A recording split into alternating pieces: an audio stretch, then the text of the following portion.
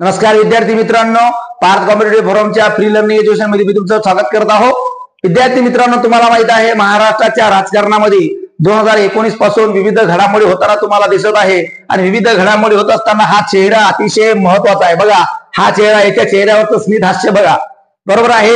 या व्यक्तीने म्हणलं होतं 2019 नंतर मी पुन्हा येईल, पण तो येईल असा येईल हे माहित नव्हतं की सगळ्याने संपून येईल, बरोबर आहे, सगळ्याने संपून येईल आणि मी 2 माझ्यासोबत घेऊन येईल असं कधी सांगितलं होतं का? नाही। बघा विद्यार्थी मित्रांनो, बदला कसा घ्यायचा तर अतिशय शांत डोक्याने घ्यायचा, तो देवेंद्र फडणवीस कडून शिकावं।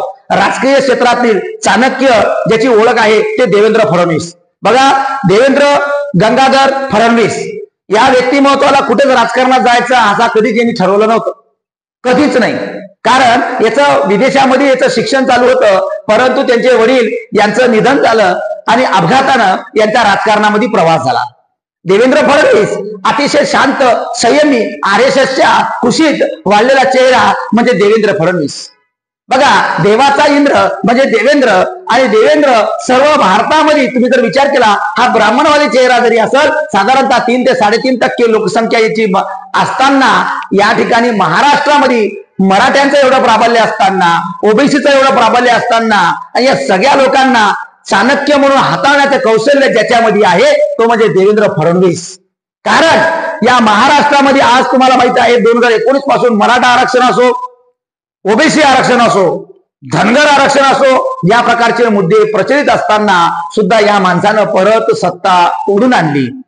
महाविकास आघाडीच्या बाजूला अनुकूल वातावरण होतं, तरी सुद्धा विविध योजना म्हणा, लेक लाडकी योजना म्हणा किंवा विविध योजना म्हणा, जेणेकरून जनतेला ज्या योजना आवडेल, जनतेला ज्या योजना रुचल त्या प्रकारच्या योजना आणून देवेंद्र फडणवीस यांनी परत सत्ता काबीज केली। बऱ्याच लोकांच्या मनात धाकधूक होती की दिल्लीश्वर म्हणजेच का अमित शहा, JP नड्डा आणि नरेंद्रभाई मोदी हे काहीतरी महाराष्ट्राच्या पोटात खंजीर खुपसल का असा, किंवा काळजाचा ठोका कोणाचा चुकेल का असा बऱ्याच लोकांना वाटायला लागलं होतं।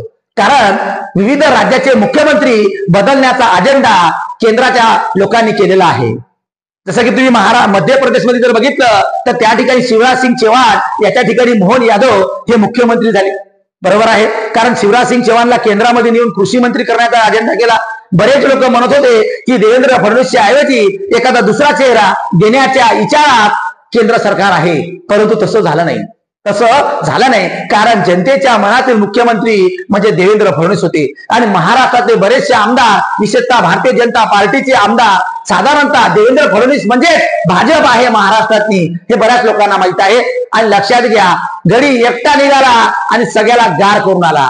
आज तुम्हाला माहित आहे महाराष्ट्राचा शपथविधी झालेला आहे आणि महाराष्ट्राचा शपथविधी झालेला असताना महाराष्ट्राचे मुख्यमंत्री म्हणून यांनी शपथ घेतलेली आहे। बघा, महाराष्ट्राचे साधारणतः तुम्ही जर बघितलं 21वे मुख्यमंत्री म्हणून यांनी शपथ घेतलेला आहे। 21वे CM म्हणून देवेंद्र फडणवीस यांनी घेतलेला आहे। तुम्हाला माहिती आहे आपले राज्यपाल CP राधाकृष्णन यांनी याला शपथ दिली।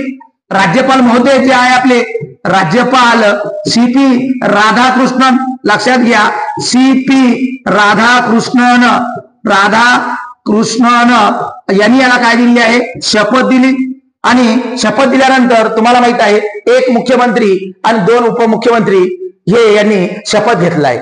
सोबत एकनाथ शिंदे हे पहिल्यांदाच उपमुख्यमंत्री झाले आणि आपले दादा म्हणजे एकच वादा अजित दादा, बरोबर आहे, राष्ट्रवादी पुन्हा असे म्हणणारे ते म्हणजे का अजित पवार हे महाराष्ट्राचे विक्रमी 6व्यांदा उपमुख्यमंत्री झाले, बरोबर आहे। किती वेळा झाले?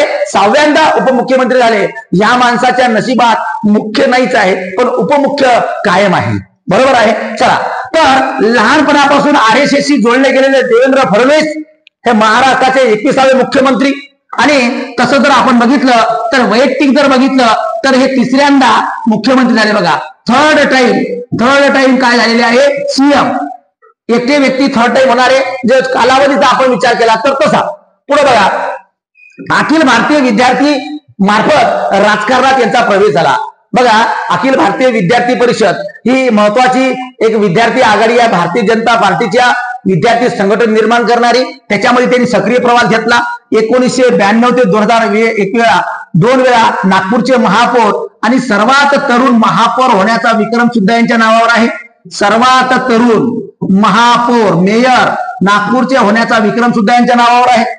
त्यानंतर बघा 1994 भारतीय जनता पार्टीच्या युवा मोर्चा प्रदेश उपाध्यक्ष. बघा युवा मोर्चा महत्वाची एक आघाडी असते आणि याचे उपाध्यक्ष झाले ते प्रदेश उपाध्यक्ष. त्यानंतर पहिल्यांदा 1999 मध्ये आमदार म्हणून निवड झाली. बघा साधारणतः आज देवेंद्र फडणवीस 6 वेळा आमदार झालेले आहे, 6व्यांदा निवडून आले. बघा पहिली निवडणूक कधी होती 99 ला आणि आज ते 6 वेळा आमदार झालेले आहे. किती वेळा? 6 वेळा आमदार. लक्षात घ्या 6 वेळा आमदार. लक्षात घ्या ह्या सगळ्यात महत्वाचा मुद्दा आहे. त्यानंतर 2001 ला भारतीय जनता युवा मोर्चाचे राष्ट्रीय उपाध्यक्ष झाले. बघा महाराष्ट्राचं नाही आहे, राष्ट्रासोबत त्यांचा जो काही संबंध जोडला गेला तो साधारणतः 2001 ला आणि राष्ट्राच्या घडणीमध्ये राष्ट्राच्या वाटचालीमध्ये त्या काळात त्यांनी महत्वाचं योगदान दिलं. या काळात ते गोपीनाथ मुंडेचा कालखंड होता. तुम्हाला माहिती आहे गोपीनाथ मुंडे यांनी भारतीय जनता पार्टी वाढवण्याचा प्रयत्न या महाराष्ट्रामध्ये करण्याचं काम, बाळासाहेब ठाकरेच्या खांद्याला खांद्या लावून करण्याचं काम त्यांनी मोठ्या प्रकारचं केलं. आणि तुम्हाला हे मान्यच करावं लागेल की श्रद्धेय बाळासाहेब ठाकरे यांच्यामुळंच महाराष्ट्रामध्ये भारतीय जनता पार्टी वाढली. नाहीतर भारतीय जनता पार्टीला महाराष्ट्रात कोणी विचारलं सुद्धा जात नव्हतं. पुढे बघा 2010 मध्ये भाजपचे प्रदेश सरचिटणीस ते झाले. 2013 ला भाजपचे प्रदेशाध्यक्ष झाले आणि 2014 ला राज्याचे पहिल्यांदा मुख्यमंत्री झाले. बघा 2014 ला काँग्रेसचं राष्ट्रवादीचं सरकार गेलं आणि या ठिकाणी युतीचं सरकार झालं. शिवसेना आणि बीजेपी. लक्षात घ्या शिवसेना आणि बीजेपी या दोघांचं सरकार स्थापन झालं. 2019 ला या काळात ते उपमुख्यमंत्री कोणीच राहणार नाही. यांनी सांगितलं होतं की उपमुख्यमंत्री पद हे काही घटनात्मक नाही आहे आणि महत्वाचं नाही आहे आणि त्यामुळे शिवसेनेला यांनी उपमुख्यमंत्री पद सुद्धा दिलं नव्हतं. पण आज देवेंद्र फडणवीस सन्माननीय महोदय हे 2 उपमुख्यमंत्री घेऊन येत आहे. हेच तर राजकीय चाणक्याचा त्यांचा डाव आहे. बरोबर आहे. तर लक्षात घ्या 2019 ला दुसऱ्यांदा राज्याचे मुख्यमंत्री, 2022 ला उपमुख्यमंत्री त्यांच्या स्वतःमध्ये आली. अतिशय बघा ज्या माणसानं सत्ता खेचून आणली, ज्या माणसानं सत्ता आणली, संपूर्ण आमदार फोडले, सगळ्या गोष्टी झाले, परंतु दिल्लेश्वरीच्या मनात वेगळाच डाव होता आणि त्यांनी एकनाथ शिंदे यांना मुख्यमंत्री केलं. त्या माणसाला काय काय सहन करावं लागलं. एवढ्या मुख्यमंत्री माणसाला उपमुख्यमंत्री पद घ्यावं लागलं. त्यांना त्यांच्या परिवाराबद्दल लोक बोलले, त्यांना त्यांच्या पत्नीबद्दल बोलले, त्यांना त्यांच्या शरीराबद्दल लोक टरबुजा बोलले, कोणी फसवणूक बोलले, कोणी काय काय बोलले, परंतु तरी विद्यार्थी मित्रांनो त्यांनी आपलं काम कायम चालू ठेवलं. राजकारण हे वीज आहे आणि हे वीज ज्याला पचवता आला ना तो राजकारणात यशस्वी झाल्याशिवाय राहत नाही. ही राजकारणाची ब्रिदावली आहे आणि हे काम देवेंद्र फडणवीस अतिशय यांनी चाणक्यपणे केलं. त्यानंतर बघा 2024 ला आता परत त्यांनी मुख्यमंत्रीसाठी वाटचाल केलेली आहे आणि काल तुम्हाला माहित आहे त्यांनी शपथ घेतला. शपथविधी सोहळा आझाद मैदानावर झाला आणि यांच्यासोबत 2 डेप्युटी सीएम. लक्षात घ्या डेप्युटी सीएम डीसीएम उपमुख्यमंत्री 2 झाले.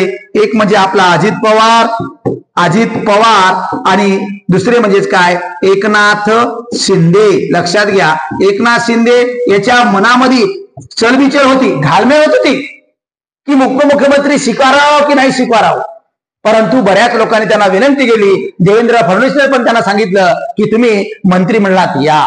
लक्षात घ्या अशा प्रकारे आपले सन्माननीय देवेंद्र फडणवीस यांची वाटचाल चांगली राहो. महाराष्ट्र हे सुजलाम सुफलाम हो, बेरोजगारांना रोजगार मिळो, शेतकरी कष्टकऱ्यांना त्यांच्या मालाला योग्य भाव मिळो, महाराष्ट्र नंबर 1चं राज्य हो हीच अपेक्षा आपण करू. आणि देवेंद्र फडणवीस यांना आम्ही माझ्यातर्फे खूप खूप मनपूर्वक शुभेच्छा देतो की आपलं राज्य पुन्हा एकदा नंबर 1 ला घेऊन जा आणि सर्वात यशस्वी मुख्यमंत्री व्हावं यासाठी त्यांना खूप खूप शुभेच्छा. धन्यवाद.